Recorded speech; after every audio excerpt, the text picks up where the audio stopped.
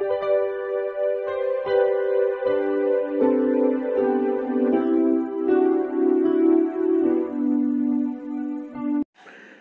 Students, প্রথমেই UK educational টিপসের পক্ষ থেকে তোমাদের সকলকে স্বাগত জানাই। বিএ দ্বিতীয় সেমিস্টার এমডিসি সাজেশন হিসেবে আজকে যে ভিডিওটি দেওয়া হয়েছে তোমরা লক্ষ্য করো এবং তৈরি করে নাও। বিদ্যাসাগর এবং অন্যান্য বিশ্ববিদ্যালয়ের মেজর এবং মাইনর স্টুডেন্টস তোমরা যারা এমডিসি সাবজেক্ট হিসাবে community nutrition and public health বিষয়টি নিয়েছো, তাদের জন্য আজকের এই ভিডিওটি বিশেষভাবে গুরুত্বপূর্ণ। আজকের 5 নম্বর এবং 10 নম্বর মানে যে প্রশ্নোত্তরগুলো আলোচনা করা হয়েছে তা ভেরি ইম্পর্টেন্ট তোমাদের আগামী সেকেন্ড সেমিস্টার পরীক্ষার জন্য। যাই হোক স্টুডেন্টস, ভিডিওটির শুরু থেকে শেষ পর্যন্ত প্রশ্নোত্তরগুলো ভালো করে লক্ষ্য করবে এবং তৈরি করে নেবে। ভীষণ ইম্পর্ট্যান্ট যে প্রশ্নগুলো আমি আজকে দিয়েছি, এর মধ্যে তোমরা কমন পাওয়ার চান্স খুবই বেশি। প্রথম প্রশ্ন হচ্ছে প্রোটিন ক্যালোরি বা প্রোটিন শক্তি বা প্রোটিন এনার্জি অপুষ্টি বা প্রোটিন এনার্জি ম্যালনিউট্রিশন বলতে কী বোঝো? একে সংক্ষেপে পিইএম বলা হয়। এর প্রধান কয়েকটি কারণ ও প্রতিকার ব্যবস্থা উল্লেখ করো। অথবা অন্যভাবে প্রশ্ন আসতে পারে, টিকা লেখো প্রোটিন এনার্জি ম্যালনিউট্রিশন। খুব ভালো করে করবে, এটা খুব ইম্পর্ট্যান্ট প্রশ্ন। আমরা এবারে দেখি উত্তরটা দেখি।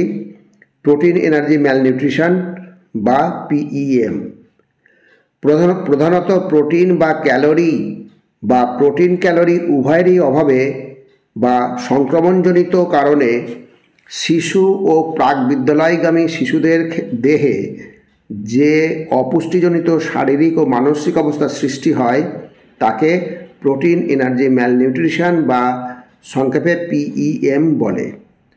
প্রোটিন এনার্জি ম্যালনিউট্রিশনের কারণ, প্রথম কারণ হচ্ছে দারিদ্র্য। পরিবারের আয় ক্ষমতা কম থাকায় মা শিশুকে পর্যাপ্ত পরিমাণে পুষ্টিকর খাদ্য দিতে পারেন না বলে শিশু অপুষ্টিতে ভোগে।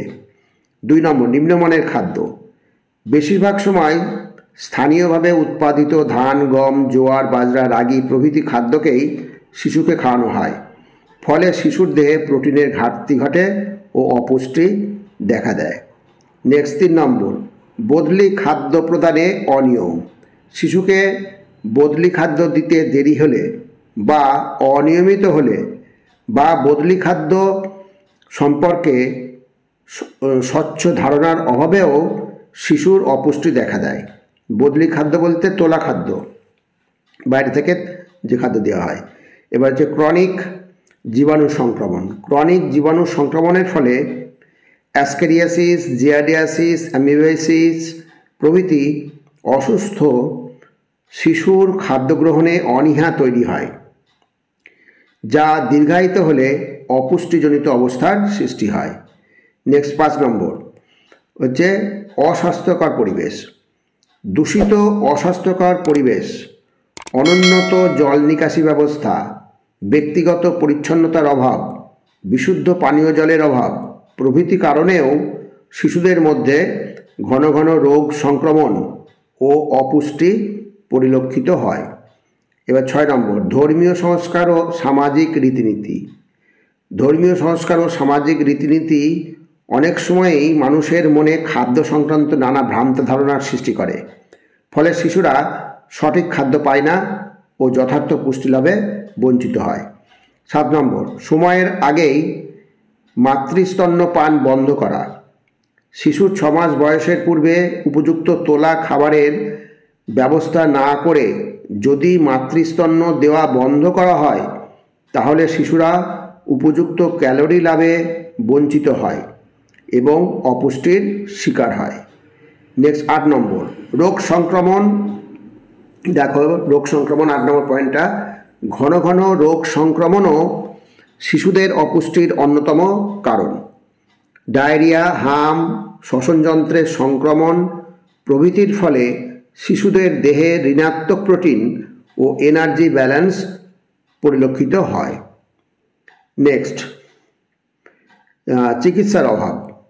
উপযুক্ত চিকিৎসার সুযোগ না থাকলে সঠিক সময়ে রোগ নির্ধারণ হয় না এবং তার ফলে স্বাস্থ্যের অবনতি ও অপুষ্টি দেখা যায়।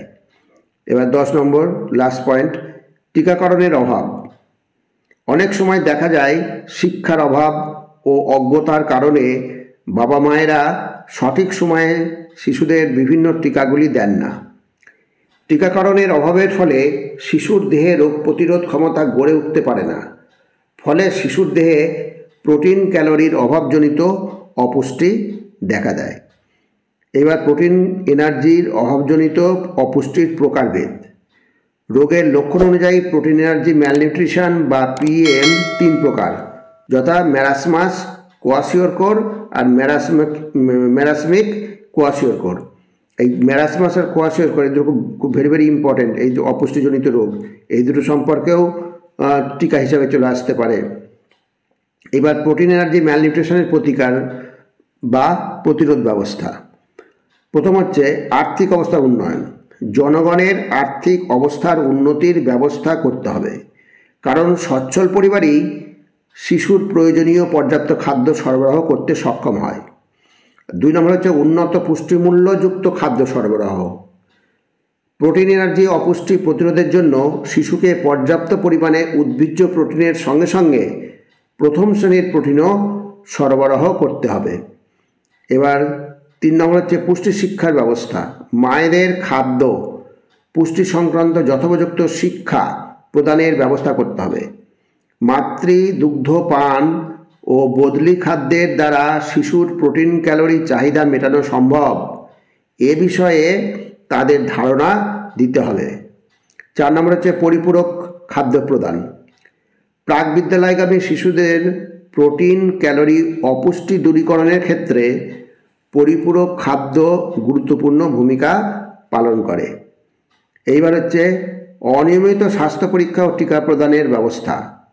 শিশুর প্রোটিন ক্যালোরি অপুষ্টির অন্যতম প্রধান কারণ হল ঘন ঘন রোগ সংক্রমণ। এক্ষেত্রে নিয়মিত স্বাস্থ্য পরীক্ষা ও টিকা প্রদানের দ্বারা বিভিন্ন রোগ জীবাণুর সংক্রমণ প্রতিরোধ করে শিশুর প্রোটিন ক্যালোরি অপুষ্টি দূর করা সম্ভব হবে। এবার দ্বিতীয় প্রশ্ন হচ্ছে ম্যারাসমাস ও কোয়াশিওরকরের মধ্যে পার্থক্য লোক। এটার 5 নম্বর একটা ছোট প্রশ্ন আসতে পারে, এটা একটা তোমরা তৈরি করে নিও। 3 নম্বর প্রশ্ন হচ্ছে ভিটামিন এর অভাবজনিত রোগ ও প্রতিকার সম্বন্ধে যা জানো সংক্ষেপে আলোচনা করো। ভেরি ইম্পর্টেন্ট প্রশ্ন, ভিটামিন এর অভাবজনিত রোগ। আবার প্রতিকার না আসতে পারে, শুধু রোগও আসতে পারে, আবার প্রতিকার আসতে পারে, আলাদাভাবেও আসতে পারে, একসঙ্গেও আসতে পারে, অথবা এভাবেও আসতে পারে টিকা লেখো ভিটামিন এর অভাবজনিত রোগসমূহ। খুবই ইম্পর্টেন্ট প্রশ্নটা। এবার দেখি আমরা উত্তর দেখি। ভিটামিন এর অভাবজনিত রোগসমূহ। প্রথম রোগ হচ্ছে রাতকানা বা নিকটালোপিয়া। খাদ্যে ভিটামিন এর অভাবের ফলে চোখের রেটিনার অন্তর্গত রড কোষের উৎপাদন প্রক্রিয়া ব্যাহত হয়, ফলে ব্যক্তি কম আলোয় ভালো দেখতে পায় না। একে রাতকানা বা নিকটালোপিয়া বলে। 2 নম্বর জেরপ্থ্যালমিয়া বা নেত্রবর্তকলার শুষ্কতা।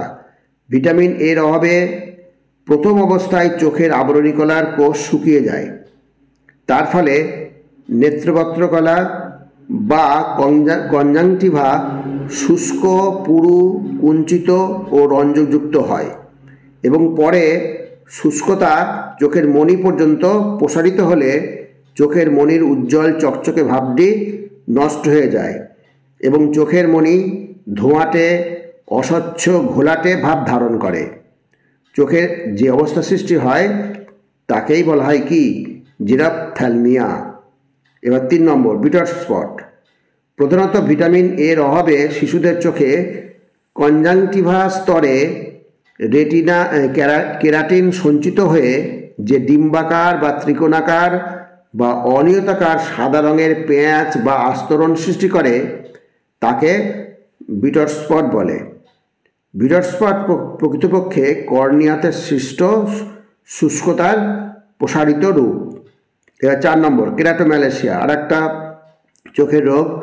দীর্ঘদিন ধরে তীব্র ভিটামিনের অভাব ঘটলে কর্নিয়া নরম হয়ে গলে যায়। আমাদের চোখে যে কর্নিয়া থাকে সেই কর্নিয়াটা নরম হয়ে গলে যায়, ফলে কর্নিয়া ছিদ্রযুক্ত হয় এবং সংক্রমণ কি হয় আইরিস, লেন্স এবং সমগ্র অক্ষিগোলকে ছড়িয়ে পড়ে। ফলে যে কম দৃষ্টিশক্তি যুক্ত অবস্থা তৈরি হয় তাকে কেরাটোম্যালেসিয়া বলে। এই অবস্থায় অন্ধত্ব দেখা দেয়। এবার নেক্সট হচ্ছে 5 নম্বর, ত্বকের রোগ।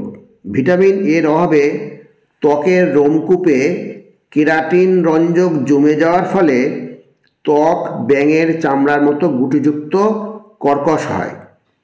একে ফিনোরার্মা বা টোড স্কিন বলে।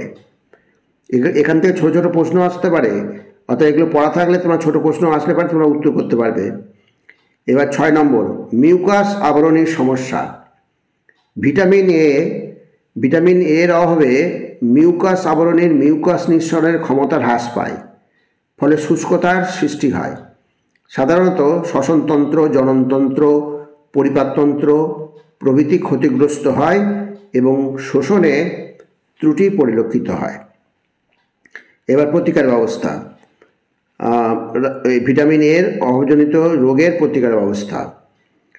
প্রথম হচ্ছে রাতকানা বা নিকটেলোপিয়া আক্রান্ত ব্যক্তিকে ভিটামিন এ সমৃদ্ধ খাদ্য প্রদান করতে হবে, যেমন টাটকা সবুজ শাকসবজি, রঙিন মূল, ফল, দুধ, ডিম, যকৃৎ প্রভৃতি। শিশুকে 6 মাস বয়স পর্যন্ত অবশ্যই মাতৃদুগ্ধ প্রদান করতে হবে। কয়েক সপ্তাহ ভিটামিন এ সমৃদ্ধ খাদ্য গ্রহণে যদি অবস্থার উন্নতি না হয় তাহলে চিকিৎসকের পরামর্শ নিতে হবে। 2 নম্বর, জেরপ্থ্যালমিয়া রোগের তীব্রতা অনুযায়ী ভিটামিন এ সমৃদ্ধ খাদ্য সরবরাহ করতে হবে এবং ভিটামিন এ তেল খাওয়াতে হবে। হাম বা মিজলস, ডায়রিয়া, শ্বাসনালীর সংক্রমণ প্রভৃতি প্রতিরোধের ব্যবস্থা করতে হবে। 3 নম্বর হচ্ছে, কেরাটোম্যালেসিয়া দেখা দিলে দ্রুত চিকিৎসকের পরামর্শ অনুযায়ী রোগ নিরাময়ের ব্যবস্থা গ্রহণ করা উচিত। ভিটামিন এ সমৃদ্ধ খাদ্যের পাশাপাশি নির্দিষ্ট মাত্রায় ভিটামিন এ তেল প্রয়োগ বাধ্যতামূলক। এবার 4 নম্বর প্রশ্ন দিয়েছি তোমাদের, জেরপ্থ্যালমিয়া ও কেরাটোম্যালেসিয়ার মধ্যে পার্থক্য লেখো। এটা খুব ভালো করে করবে। এখানে আগের যে প্রশ্নটা দিলাম মেরাসমাস আর কোয়াশিওরকোরের পার্থক্য, আর এবার হচ্ছে জেরপ্থ্যালমিয়া আর কেরাটোম্যালেসিয়ার মধ্যে পার্থক্য। এটাও 5 নম্বর প্রশ্ন হিসেবে আসতে পারে। 5 নম্বর প্রশ্নটা যেটা দিয়েছি, আয়োডিনের অভাবজনিত রোগগুলি সম্পর্কে আলোচনা করা। এটা ভেরি ইম্পর্টেন্ট প্রশ্ন। যেমন ভিটামিন এর অভাবজনিত রোগগুলি ইম্পর্ট্যান্ট, তেমনি আয়োডিনের অভাবজনিত রোগগুলি ভেরি ইম্পর্ট্যান্ট। আর 6 নম্বর হচ্ছে অপুষ্টি নিয়ন্ত্রণের কৌশলগুলি সংক্ষেপে আলোচনা করো। এর মধ্যে 3টে প্রশ্ন খুবই important.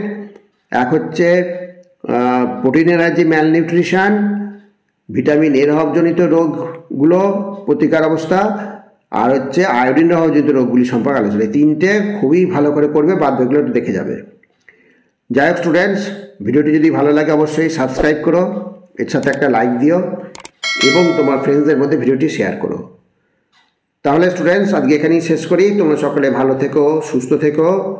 Thank you very much.